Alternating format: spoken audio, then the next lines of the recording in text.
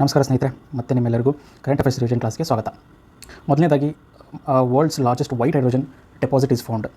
So ಈ white hydrogen ಅಂದರೆ ಏನು ಅನ್ನೋ ತಿಳ್ಕೊಳ್ಳಿ. ಅದಕ್ಕಿಂತ ಮುಂಚೆ ಎಲ್ಲಿ ಕಂಡುಬಂದಿದೆ ಇದು ಲಾರ್ಜೆಸ್ಟ್ ವೈಟ್ ಹೈಡ್ರೋಜನ್ ಡೆಪಾಸಿಟ್ ಅಂತ ಹೇಳಿದ್ರೆ that is in Moselle of France. Okay, ಫ್ರಾನ್ಸಿನ ಒಂದು ಪ್ರಾಂತ್ಯ ಮೊಸೆಲ್ ಅಂತೇಳಿ, ಅಲ್ಲಿ ಜಗತ್ತಿನ ಲಾರ್ಜೆಸ್ಟ್ ವೈಟ್ ಹೈಡ್ರೋಜನ್ ಡೆಪಾಸಿಟ್ ಕಂಡುಬಂದಿದೆ. ಸೊ ಈಗ ವೈಟ್ ಹೈಡ್ರೋಜನ್ ಅಂದರೆ ಏನು? ವೈಟ್ ಹೈಡ್ರೋಜನ್ ಅಂತ ಹೇಳಿದ್ರೆ ಇಟ್ ಈಸ್ ನ್ಯಾಚುರಲಿ ಅಕರಿಂಗ್, ಇದು ನೈಸರ್ಗಿಕವಾಗಿ ಕಂಡು ಬರ್ತದೆ ಜಿಯಾಲಜಿಕಲಿ. ಓಕೆ, ಸೊ ಈ ವೈಟ್ ಹೈಡ್ರೋಜನ್ ಹೆಂಗೆ ಫಾರ್ಮ್ ಆಗುತ್ತೆ ಅಂತ ಇಲ್ಲಿದೆ ನೋಡಿ. ಸೊ ಇದು ಹೆಂಗಾಗುತ್ತೆ ಅಂದರೆ it is a process called as serpentinisation. ಅಂದರೆ water reacts with iron rich rocks. Okay, ನೀರೇನಿದೆಯಲ್ಲ ಅದು ಕಬ್ಬಿಣದ ಅಂಶ ಏನಿದೆ ನಮ್ಮ ಕಲ್ಲುಗಳಲ್ಲಿ rich iron rich rocks. So ಅದ್ರ ಜೊತೆ ರಿಯಾಕ್ಟ್ ಆದಾಗ ಈ ಒಂದು ವೈಟ್ ಹೈಡ್ರೋಜನ್ ಏನಿದೆ ಅದು ಫಾರ್ಮ್ ಆಗ್ತದೆ. Okay, so that is the main reason this how the white hydrogen is formed. So ಈಗ ಬೇರೆ ಬೇರೆ ರೀತಿಯ ಹೈಡ್ರೋಜನ್ಗಳನ್ನು ನೋಡೋಣ. ಗ್ರೀನ್ ಹೈಡ್ರೋಜನ್ ಅಂದರೆ ಏನು, ಬ್ಲೂ ಅಂದರೆ ಏನು, ಗ್ರೇ ಅಂದರೆ ಏನು, ಬ್ರೌನ್ ಬ್ಲ್ಯಾಕ್ ಅಂದರೆ ಏನು. ಗ್ರೀನ್ ಹೈಡ್ರೋಜನ್ ಅಂದರೆ the hydrogen is produced by using the renewable energy. Okay, renewable ಎನರ್ಜಿನ ಯೂಸ್ ಮಾಡಿಕೊಂಡು ನೀವು ಹೈಡ್ರೋಜನನ್ನು ಪ್ರೊಡ್ಯೂಸ್ ಮಾಡಿದರೆ ಅದನ್ನು ಗ್ರೀನ್ ಹೈಡ್ರೋಜನ್ ಅಂತೀವಿ. ಬ್ಲೂ ಅಂತ ಹೇಳಿದ್ರೆ the hydrogen is produce using fossil fuels, but the carbon dioxide ಏನು ರಿಲೀಸ್ ಆಗುತ್ತಲ್ಲ ಇದರಿಂದ that will be captured and stored. So ಅದನ್ನು ನಾವು ಬ್ಲೂ ಅಂತ ಹೇಳ್ತೀವಿ. ಗ್ರೇ ಅಂದರೆ it is produced from the fossil fuels. Okay, again same ಇದೆ, but it will not be the carbon will not be captured and stored. That is the difference grey ಅಂದರೆ. White ಅಂತ ಹೇಳಿದ್ರೆ naturally occurring hydrogen, ನಾವು ಇವಾಗ just discuss ಮಾಡಿದ್ವಿ. Okay, naturally ಹೆಂಗೆ ಆಗ್ತದೆ ಏನಂತ.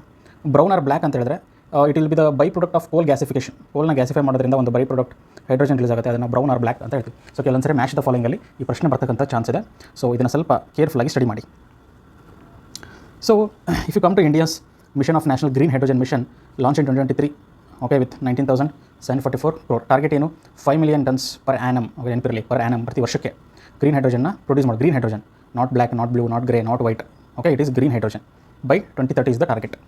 So aim is to make India global hub for green hydrogen production, utilization, export. So the ministry is Ministry of New and Renewable Energy. ಕೆಲವೊಂದಿಷ್ಟು facts ನೋಡೋದಾದರೆ ಫ್ರಾನ್ಸಿನ Lorraine basin ಅಂತೇನಿದೆ that is the one which is hosting world's largest known natural hydrogen deposit. Natural hydrogen deposit ಏನಿದೆ ಅಥವಾ white hydrogen deposit ಏನಿದೆ ಅದು highest ಇರೋದು it is in the Lorraine basin of France. Okay, 46 million tons ಅಲ್ಲಿ store ಆಗಿದೆ ಅಂತ ಹೇಳಿ. It is through the serpentinisation. Just explain ಮಾಡಿದೆ ನಾನು ವಾಟ್ ಈಸ್ ಸರ್ಪೆಂಟಿನೈಸೇಷನ್ ಅಂತ ಹೇಳಿದರೆ. ಓಕೆ, ಆ ರೀತಿ ಈ ಒಂದು ನ್ಯಾಚುರಲ್ ಹೈಡ್ರೋಜನ್ ಅಥವಾ ಅದನ್ನು ವೈಟ್ ಹೈಡ್ರೋಜನ್ ಅಂತ ಕೂಡ ನಾವು ಕರಿತೀವಿ. The next one is third launch pad at Sriharikota. Okay, so 2 launch pad ಇದು, ಈಗ 3ನೇದು ಆ್ಯಡ್ ಆಗಿದೆ. This will strengthen India's space launch capability. So the union cabinet has approved this third launch pad at Sriharikota on 16th of January. Okay, so the investment is 3984 crores. Okay, so this is again in the Sriharikota Satish Dhawan space station. So if you see the first launch pad in 1993, this is for PSLV operations. Second one 2005 for GSLV and LBM-3. So launch vehicle Mark 3 on GSLV ಗೆ. Third launch pad so ಇವಾಗ ಆಗ್ತಾ ಇರೋದು this is for the NGLV. NGLV is nothing but it is the next generation launch vehicle ಅಂತ ಹೇಳ್ಬಿಟ್ಟು. Okay, this is much more advanced and LBM-3. So ಇದರ ಒಂದು ಈ third launch ಪ್ಯಾಡ್ನ ವಿಶೇಷತೆ ನೋಡೋದಾದರೆ so it is a standby infrastructure for second one. ಇಲ್ಲಿ ಏನಾದರೂ ಬಿಸಿ ಇದ್ದರೆ you can use the third one. ಒಂದು then there is horizontal integration with state of the art facilities for fast vehicle integration. So ಇಲ್ಲಿ vertically ಈ ವೆಹಿಕಲ್ಸ್ಗಳು vertically integrate ಆದರೆ here it is horizontally integrate ಆಗ್ತಾ ಇದೆ. Okay, this is a horizontal integration and universal adaptable configuration ಇರ್ತದೆ ಇಲ್ಲಿ to handle the present and future launch vehicles.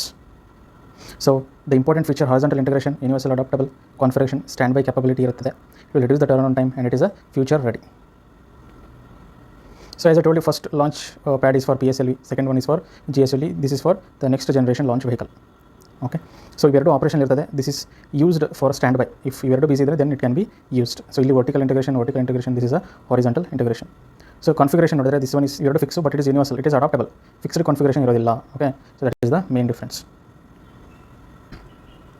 The next topic ನೋಡೋದಾದರೆ rhodamine B. ಏನಿದು rhodamine B? ಕೆಲವೊಂದು ಸರಿ direct question ಕೇಳಿದ. Recently ರೋಡಮೈನ್ B ಅಂತ ನ್ಯೂಸಲ್ಲಿತ್ತು, ಏನಿದು ಅಂತ ಹೇಳಿ.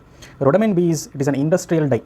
Okay, industrial dye, but this was used in the food ಮ್ಯಾನುಫ್ಯಾಕ್ಚರಿಂಗಲ್ಲಿ ಯೂಸ್ ಮಾಡ್ತಾಯಿದ್ರು. That is why Karnataka and Tamil Nadu have banned this rhodamine B. So ಅದಕ್ಕೋಸ್ಕರ ಇದು ನ್ಯೂಸಲ್ಲಿತ್ತು. ಸೊ ಕಾಟನ್ ಕ್ಯಾಂಡೀಸ್ ಅಲ್ಲಿ ಇದನ್ನು ಯೂಸ್ ಮಾಡ್ತಾಯಿದ್ರು. That is why it has been banned. So this rhodamine ಬೈ B ಅಂದರೆ this a synthetic dye. Okay, colouring agent ಇದು. Dye ಅಂದರೆ it is a colouring agent use in industries, textiles, paper ಇದರಲ್ಲೆಲ್ಲ ಯೂಸ್ ಮಾಡ್ತಾಯಿದ್ರು. It is actually not permitted to use it as a food coloring agent because health risk, cancer, okay, liver damage, ಈ ಥರದ health ಇಶ್ಯೂಸ್ಗಳು ಆಗ್ಬೋದು ಅಂತ ಹೇಳಿ. So that is why the Karnataka and Tamil Nadu have banned.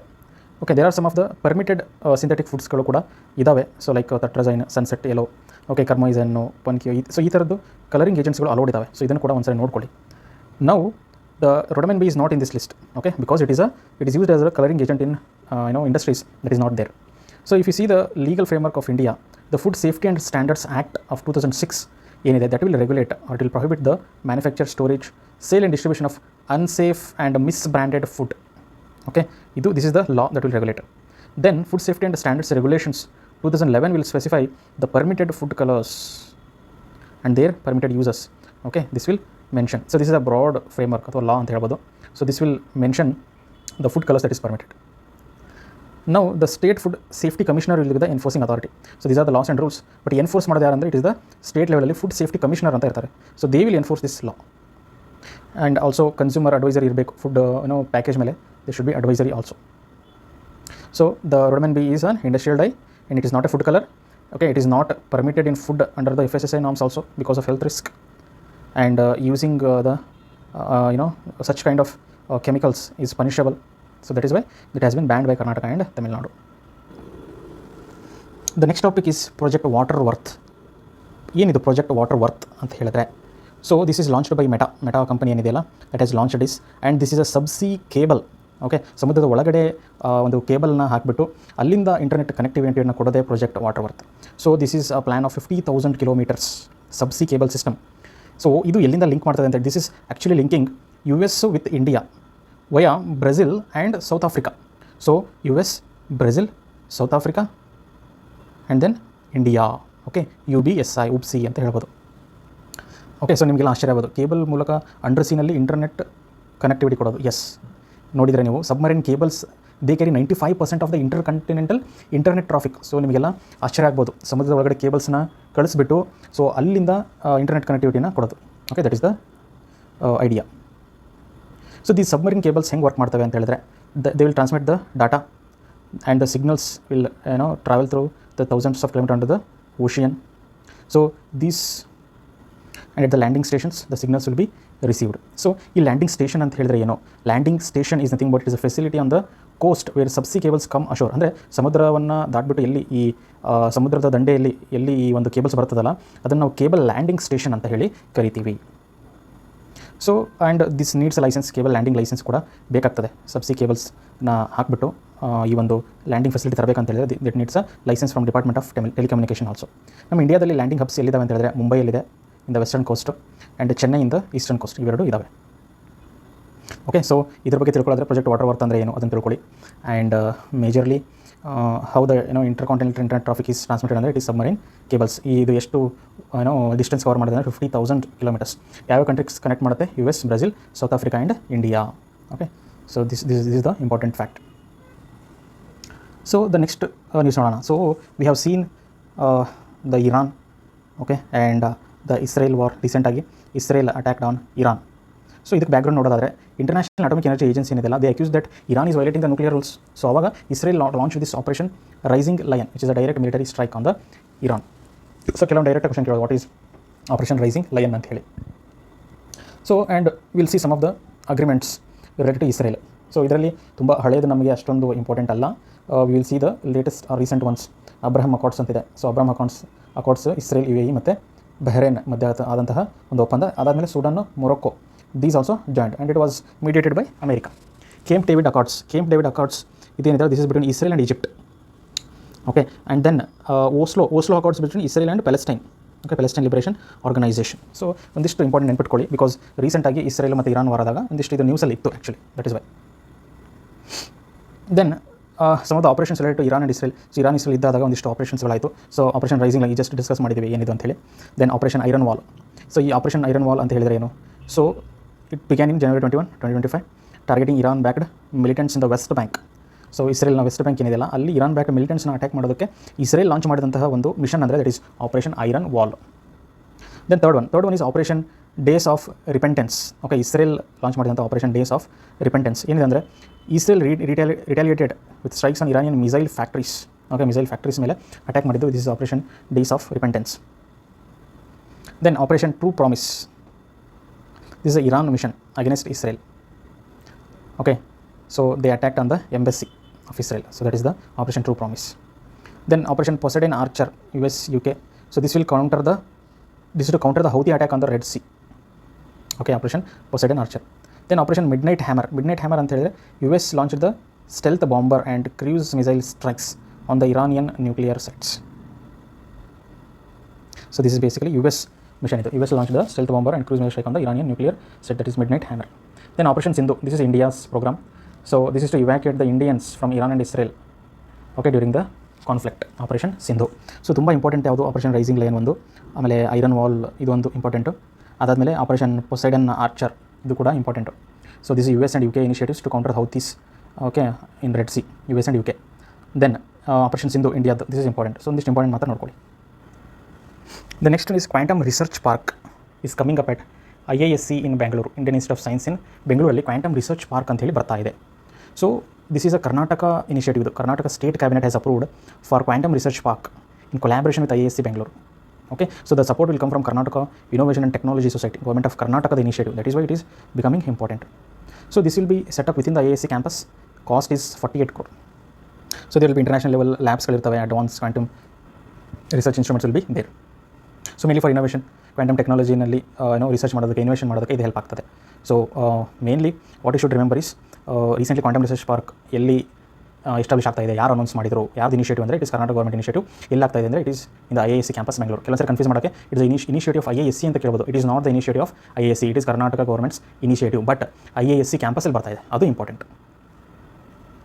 Okay, next one is Pulitzer prize 2025. Okay, so Pulitzer prize is given for journalism and arts. So who is, ಯಾರು ಕೊಡ್ತಾರೆ ಇದನ್ನೇ ಅಂತ ಹೇಳಿದ್ರೆ Columbia university has announce the Pulitzer prize. So mainly journalism, literature, drama, so arts ಅಂತ ಹೇಳಿದ್ರೆ ಇವೆಲ್ಲ ಬರ್ತವೆ, literature, drama, music, ಇದೆಲ್ಲದರಲ್ಲೂ recognise ಮಾಡಿ ಅವಾರ್ಡ್ನ ಕೊಡ್ತಕ್ಕಂಥದ್ದು. So when it was established ಅಂತ ಹೇಳಿ ನೋಡೋದಾದರೆ, it was established in the year 1970 by Joseph Pulitzer. Okay,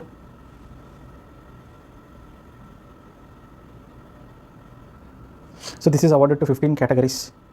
Okay, and even books, drama, music will also be included. So in 2025 yaar winners, fiction alli James as a book by Percival Everett. Okay, drama Purpose antali drama by Brendan Jacobs. Biography Every Living Thing by Jason Roberts. Commentary Mosab Abu Toha, honored for the deeply moving personal essays in New York. Okay, so these are the awards. So categories include fiction, drama, biography and commentary. Established in 1917 by in the memory of Joseph Pulitzer, who is giving the award ಅಂತ ಹೇಳಿದ್ರೆ Columbia University. And there is an Indian connection, first recipient and Indian connection. See, first prize, that is Pulitzer Prize for reporting. Okay, so 1917 ಅಲ್ಲಿ reporting ಅಂತಕ್ಕಂಥ ಒಂದು ಲಿಟ್ರೇಚರ್ಗೆ ಸಿಕ್ಕಿತ್ತು Herbert Bayard Swope. Okay, for his series inside the German empire ಅಂತೇಳಿ ಒಂದು ರಿಪೋರ್ಟನ್ನು ಮಾಡಿರ್ತಕ್ಕಂಥವ್ರು ಇವರು, ಹರ್ಬರ್ಟ್ ಬಯಾರ್ಡ್ ಸೋಪ್. ಸೊ ಅವರಿಗೆ ಫಸ್ಟ್ ಪುಲಿಟ್ಸರ್ ಪ್ರೈಸ್ ಸಿಕ್ಕಿತ್ತು. The first Indian origin winner ಅಂತ ಹೇಳಿದ್ರೆ it is Govinda Bihari Lal. So Govinda Bihari Lal is a Ghadar party member. So ನೀವೆಲ್ಲ ಮಾಡರ್ನ್ ಹಿಸ್ಟ್ರಿ ಓದಿದರೆ ಗೊತ್ತಿರ್ತದೆ, ಗದರ್ ಪಾರ್ಟಿ ಅದರ ಒಬ್ಬ member Govinda Bihari Lal. He was the first Indian origin to get this in 1937. Okay, next one is 58 Jnanpith award. Okay, so Jnanpith award ಯಾರಿಗೆ ಕೊಡ್ತಾರೆ? It is for the literary excellence. So the 58th Jnanpith award, ಒಂದು ಸಂಸ್ಕೃತದಲ್ಲಿ Jagadguru Rambhadracharya and ಉರ್ದುನಲ್ಲಿ Gulzar. So they have been awarded 58th Jnanpith award. So this is India's highest literary honour. ಲಿಟ್ರೇಚರಲ್ಲಿ highest award ಅಂದರೆ it is this Jnanpith award. So started in 1961 by Bharatiya Jnanpith. This will recognises work in 22 constitution languages. So 8th ಶೆಡ್ಯೂಲಲ್ಲಿ ಏನು 22 ಭಾಷೆಗಳಿದಾವಲ್ಲ, so ಆ ಭಾಷೆಗಳನ್ನು recognise ಮಾಡುತ್ತೆ. Plus ಅದರ ಜೊತೆಗೆ ಇಂಗ್ಲೀಷನ್ನು ಕೂಡ ರೆಕಗ್ನೈಸ್ ಮಾಡ್ತಾ ಇದೆ 2013ರಿಂದ.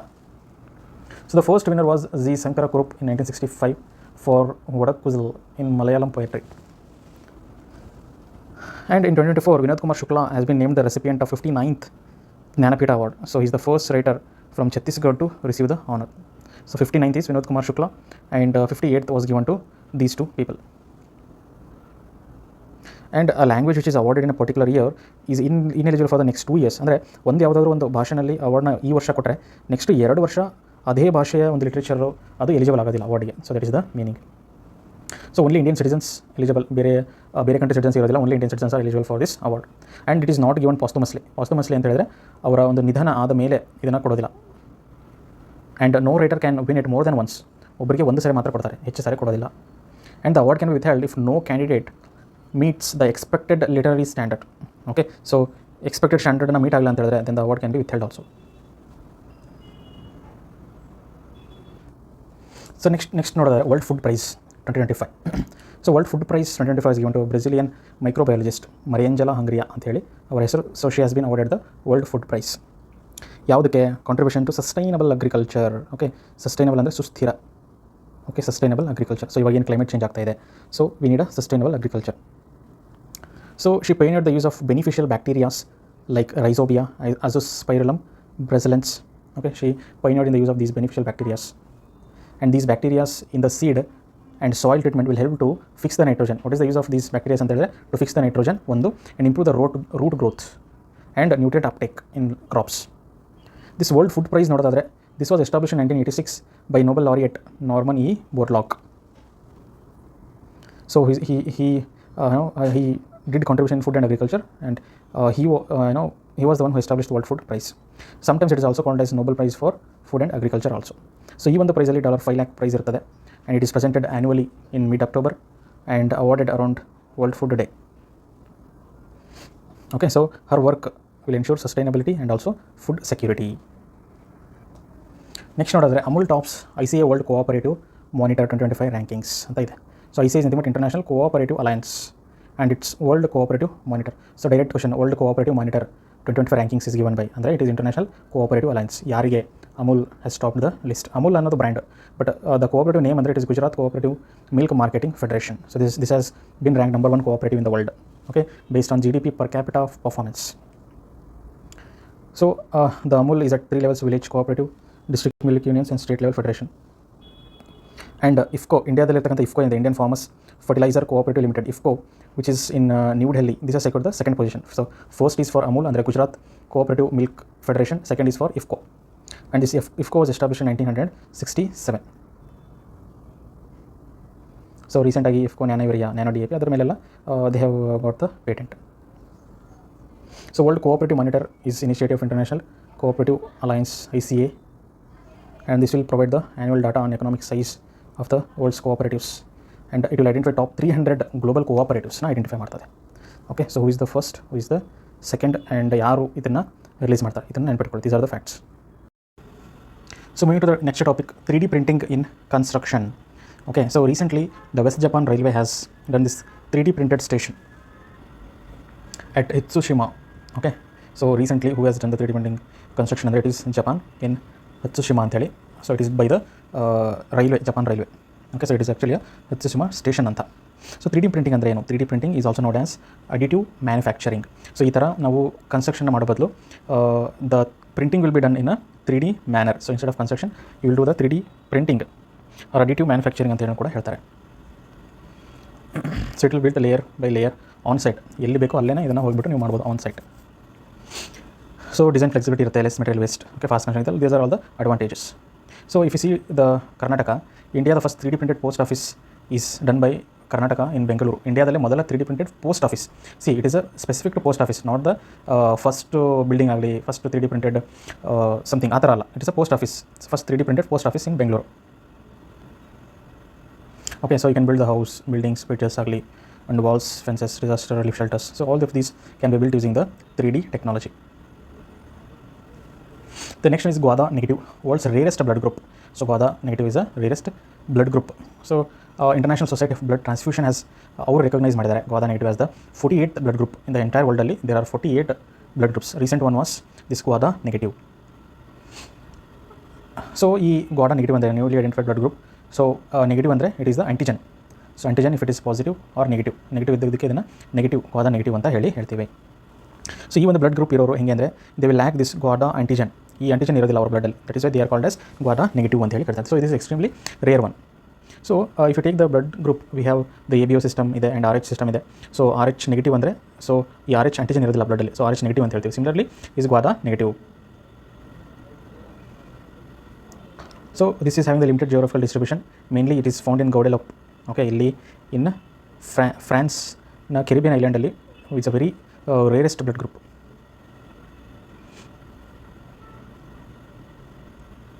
The next one is InSpace Technology Adoption Fund, TAF. Technology Adoption Fund was the initiative of InSpace. So they have announced 500 crore rupees budget for this technology adoption fund. ಯಾಕೆ ಅಂದರೆ they will adopt these technologies and they will ensure the commercialisation of this space technology. So InSpace is nothing but Indian national space promotion and authorisation centre InSpace. ಈ InSpace ಏನಿದೆ is a single window and it's a independent nodal agency of department of space. So department of space ಕೆಳಗಡೆ ಒಂದು independent agency ಇದು. June 2020 establish ಆಯಿತು. Headquarters is in Ahmedabad, Gujarat. So they will enable authorise and promote private sector participation in India space sector. ನಮ್ಮ Indian space ಸೆಕ್ಟರಲ್ಲಿ private participate ಮಾಡೋದಕ್ಕೆ they will help. Technology adoption fund February 2025 500 crore. This will co-fund commercialization and adoption of space technologies.